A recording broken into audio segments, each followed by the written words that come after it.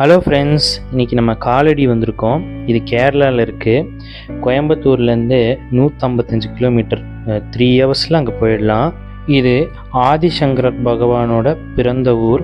அவர் பிறந்து ஒரு 8 வயசு வரைக்கும் இங்கே தான் இருக்கார். அதுக்கப்புறம் ஆத்ம ஞானத்தை கற்றுக்கணும்னு சொல்லிட்டு வீட்டை விட்டு வெளியேறாரு.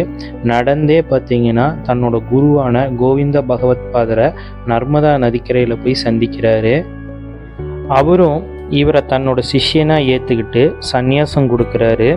அவர்கிட்ட பிரஸ்தானத்ரியம்னு சொல்லுவாங்க, பிரம்மசூத்திரம், பகவத்கீதை, உபனிஷத் இதெல்லாம் கற்றுக்கிறாரு. ஆத்ம ஞானத்தை ஐயம் திரும்பி இல்லாமல் புரிஞ்சுக்கிட்டதுக்கப்புறம் பகவத்கீதை, உபனிஷத் அதுக்கெலாம் பாஷ்யம் எழுதுகிறாரு.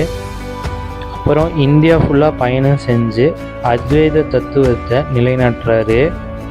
ஏன்னா அப்போ இருக்க பண்டிதர்கள் நிறைய பேர் ஆத்ம ஞானத்துக்கு முக்கியத்துவம் தராமல் கர்மகாண்டத்துக்கு முக்கியத்துவம் தந்துட்டு இருந்தாங்க. அத்வைத வேதாந்த கருத்துக்களை தன் சிஷ்யர்களுக்கு சொல்லி கொடுத்து அப்புறம் அங்கங்கே சங்கரர் மடம் நிறுவுறாரு.